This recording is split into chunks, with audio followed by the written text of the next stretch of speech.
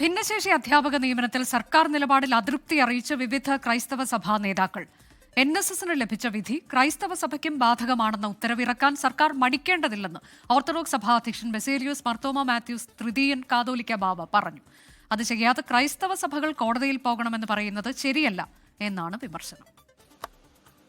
ഭിന്നശേഷി അധ്യാപക നിയമനത്തിൽ ഉന്നതതല യോഗം നടത്തി പ്രശ്നം പരിഹരിച്ചുവെന്ന് സർക്കാർ അവകാശപ്പെടുന്നതിനിടയിലാണ് ക്രൈസ്തവ സഭകൾ അതൃപ്തിയുമായി രംഗത്ത് വന്നത്.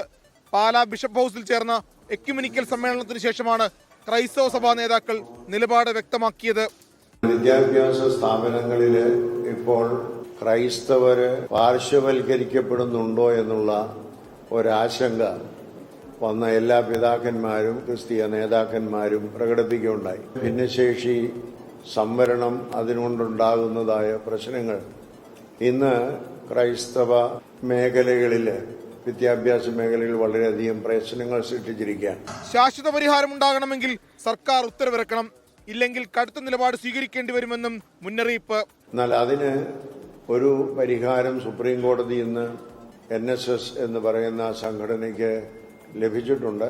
ആ ഒരു റിസർവേഷന്റെ വിധി ക്രൈസ്തവ സഭയ്ക്കും ബാധകമായിട്ടുള്ളതാണ് എന്ന് ഉത്തരവിറക്കുവാനായിട്ട് ഇവിടുത്തെ ഭരണാധികാരികൾക്ക് മടിക്കേണ്ട ആവശ്യമില്ല.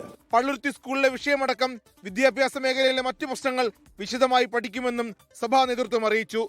Syro Malabar ecumenical education council അധ്യക്ഷനും പാലാ ബിഷപ്പുമായ മാർ ജോസഫ് കല്ലറങ്ങാട്ടാണ് വിവിധ സഭാ പ്രതിനിധികളുടെ എക്യുമെനിക്കൽ സമ്മേളനം വിളിച്ചു ചേർത്തത്. 24 കോട്ടയം. ലോകത്തെവിടെയായാലും ഏത് സമയത്തും 24 വാർത്തകളും ഓഗ്മെന്റഡ് റിയാലിറ്റി പാക്കേജുകളും എക്സ്പ്ലെയിനറുകളും വിശദമായി കാണാൻ ഞങ്ങളുടെ യൂട്യൂബ് ചാനൽ നിങ്ങൾക്ക് സബ്സ്ക്രൈബ് ചെയ്യാം.